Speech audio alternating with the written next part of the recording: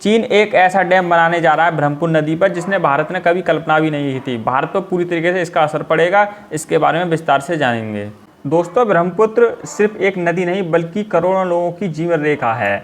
भारत, बांग्लादेश और तिब्बत में बसे करोड़ों लोग इससे जुड़े हैं। बिल्कुल दोस्तों, लेकिन अब चीन इस नदी पर दुनिया का सबसे बड़ा बांध बनाने जा रहा है और सवाल ये है, क्या यह सिर्फ पावर प्रोजेक्ट है या चीन की एक रणनीतिक चाल है जो भारत के लिए भविष्य का जल संकट बन सकती है। इसके बारे में विस्तार से जानेंगे। दोस्तों, क्यों बना रहा है, क्या कारण है और कौन सी आर्मी इसे बना रही है चीन की, इसके बारे में विस्तार से जानेंगे। तो दोस्तों, क्या है ब्रह्मपुत्र बांध, इसके बारे में थोड़ा जान लेते हैं डीप में।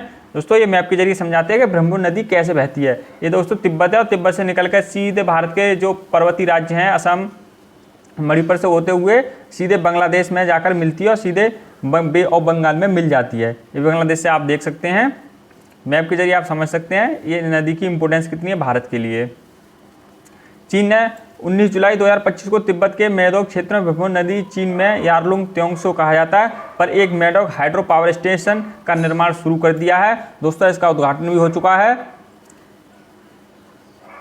दोस्तों, जो इमेजेस निकल के आ रही हैं, ऐसा कुछ बनेगा ब्रह्मपुत्र नदी पर बांध। ये काफ़ी बड़ा बांध बनने वाला है। यह परियोजना दुनिया की सबसे बड़ी हाइड्रो पावर परियोजना बनने जा रही है। अनुमानित लागत है इसकी 11 लाख करोड़ रुपये, लगभग 140 से 160 अरब डॉलर। दोस्तों, काफ़ी पैसा बहा रहा है चीन। बिजली उत्पादन होगा दोस्तों 300 अरब यूनिट प्रति वर्ष, 3 गॉर्जियस डैम से 3 गुना ज़्यादा। आप सोच सकते हैं कितना बड़ा डैम बनेगा जिससे पूरी भौगोलिक स्थिति हिल जाएगी। ऊंचाई लगभग 1500 मीटर की गहराई में सीधा पानी गिराया जाएगा टरबाइन पर, जिससे बिजली बनेगी।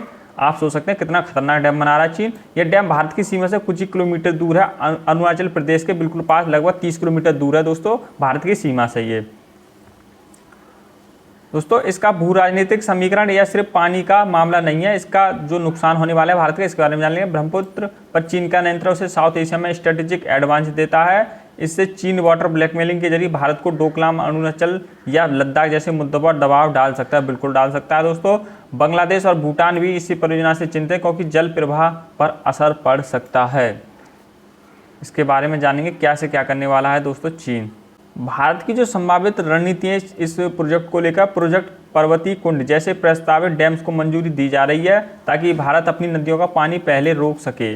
डीआरडीओ और इसरो मिलकर river flow surveillance satellite network बनाने की दिशा में काम कर रहे हैं, यानी भारत भी इसका काउंटर खोज रहा है। भारत अब इंटरनेशनल फोरम जैसे कि यूएन वाटर कन्वेंशन में चीन पर नैतिक दबाव बनाने की योजना में है कि आप ये इतना बड़ा डैम नहीं बना सकते। क्या आप जानते हैं चीन इस सुपर डैम प्रोजेक्ट में पीएलए, पीपल लिबरेशन आर्मी की इंजीनियरिंग यूनिट शामिल है। आप पीएलए दोस्तों जानते होंगे, इसकी जो आर्मी है इस प्रोजेक्ट में शामिल है। आप सोच सकते हैं इसे वेपन की तरह यूज करेगा भविष्य में भारत के खिलाफ चीन, यानी सिर्फ सिविल प्रोजेक्ट नहीं बल्कि एक मिलिट्री स्ट्रेटेजिक इंफ्रास्ट्रक्चर का हिस्सा है। और सबसे बड़ा खतरा है यदि भूकंप या युद्ध जैसी स्थिति में यह डैम टूटता है तो अरुणाचल और असम के बड़े हिस्से में जल प्रलय की चपेट में आ सकते हैं। दोस्तों, कभी भी यहाँ पर बाढ़ आ सकती है। जैसे युद्ध हुआ चीन से तो ये पानी ज़्यादा छोड़ दे या पानी कम छोड़े तो इससे दोनों प्रदेश ज़्यादा प्रभावित होने वाले हैं। यही कारण है कि भारत अब ब्रह्मपुत्र को सिर्फ नदी नहीं बल्कि नेशनल सिक्योरिटी एसेट के रूप में देख रहा है। जैसे आप सोच सकते हैं सिंधु जल संधि पे भारत ने तोड़ दी थी और पाकिस्तान को पानी नहीं दे रहा है युद्ध के समय से, ऑपरेशन सिंदूर के बाद। ऐसे चीन भी कर सकता है भारत के साथ कि हम ब्रह्मपुत्र नदी का पानी नहीं दे रहे, डैम बना के और दूसरी दिशाओं में ले जा सकता है अपना पानी, ये भी कर सकता है जैसे भारत अभी पाकिस्तान के साथ कर रहा है। चीन पहले मानसून के समय जल डेटा साझा करने से इनकार कर चुका है, जिससे 2017 में असम में भारी बाढ़ आ गई थी। दोस्तों, ब्रह्मपुत्र नदी की वजह से असम में जो बाढ़ आई थी, लेकिन चीन ने डेटा शेयर नहीं किया था भारत के साथ। यह डैम चीन को भारत के खिलाफ जल को एक रणनीतिक हथियार की तरह इस्तेमाल करने की ताकत देगा। बिल्कुल ऐसे देगा। चीन पहले ही कई देशों के साथ जल राजनीति करता रहा, जैसे मेकोंग नदी विवाद में वियतनाम, लाओस और थाईलैंड के साथ। ब्रह्मपुत्र नदी भारत में अरुणाचल प्रदेश से होकर असम में बहती है और बांग्लादेश में जाकर गंगा में मिलती है। आपने मैप में देख लिया होगा कैसे ये नदी बह रही है। यह भारत की सबसे तेज बहाव वाली नदियों में से एक है, जिसमें असम की कृषि, बिजली और जीवन सीधा प्रभाव में पड़ता है। ये दोस्तों इंपॉर्टेंस है इस नदी की। अगर पानी की मात्रा कम होगी तो भारत बिजली उत्पादन, चावल उत्पादन और बाढ़ नियंत्रण तीनों को बड़ा नुकसान हो सकता है। दोस्तों, इसके काउंटर में भारत क्या कर सकता है? भारत अब अरुणाचल प्रदेश में खुद के बड़े बांध बनाने की योजना पर काम कर रहा है ताकि चीन का जल नियंत्रण संतुलित किया जा सके। दोस्तों जो अंतर्राष्ट्रीय इंटरनेशनल फोरम उन पर क्या करा, भारत को यह विषय यूएन, एससीओ और ब्रिक्स जैसे मंचों पर उठाना चाहिए और चीन से ट्रांस बाउंड्री रिवर ट्रीटी की मांग करनी चाहिए।